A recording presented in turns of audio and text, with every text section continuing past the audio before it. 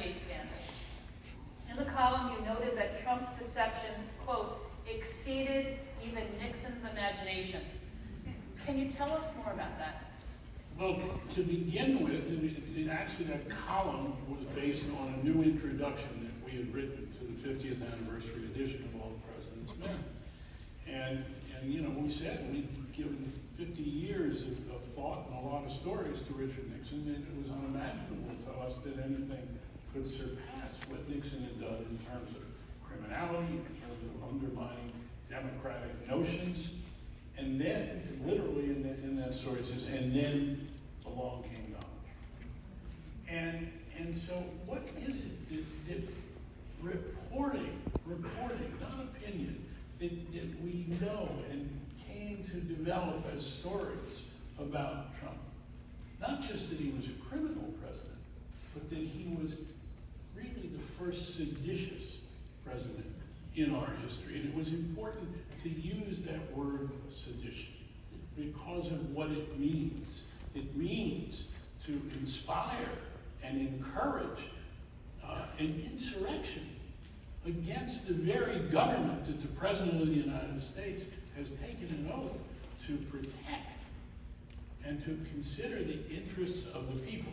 And that piece begins with a quote from George Washington in his farewell address. Of 1796.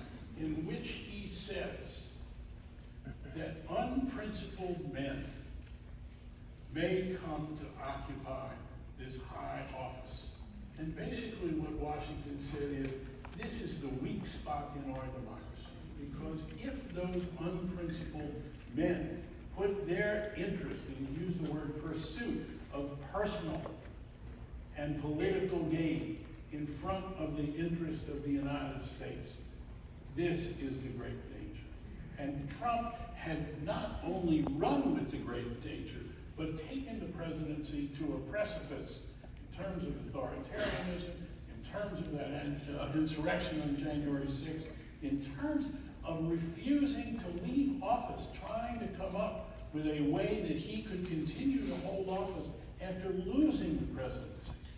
And so that became part of the basis for concluding And I did 3 books on Trump, and went back with my assistant Claire McMullen, who's in the raise your hand.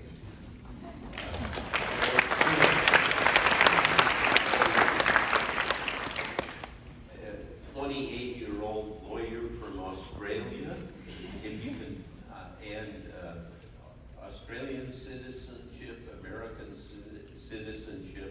Anyway, so we started listening to these, and interviews that I did with Trump in 2020, and realized it's a new dimension to Trump when you hear him in his own voice. And we have put this out, and there's been much thought about it and much commentary about it.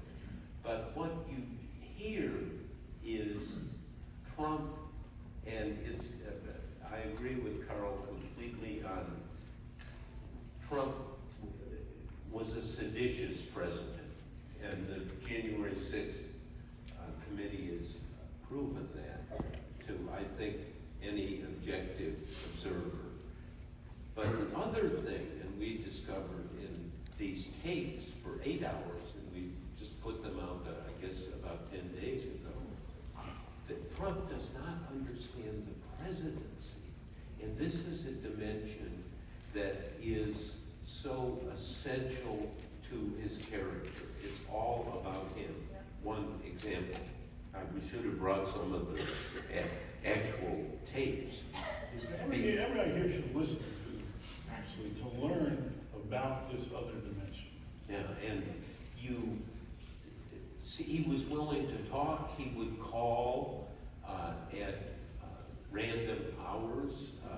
I worked out an arrangement where I could call him. He could obviously call me. And Did that surprise the both of you? Was that a surprise that he was so willing to talk to you, Bob, especially, comparing back to Nixon, who was paranoid and secretive, you had this president. No, but this was back in 2020. Now he's sitting president Yeah. at this time. And so he calls, and my wife and I, Elsa and I, and Claire had an office in the house, and the phone would ring. Oh, no, you were there then in 2020. That phone rings, and is it one of our daughters? Is it a robocall? Or is it Donald Trump?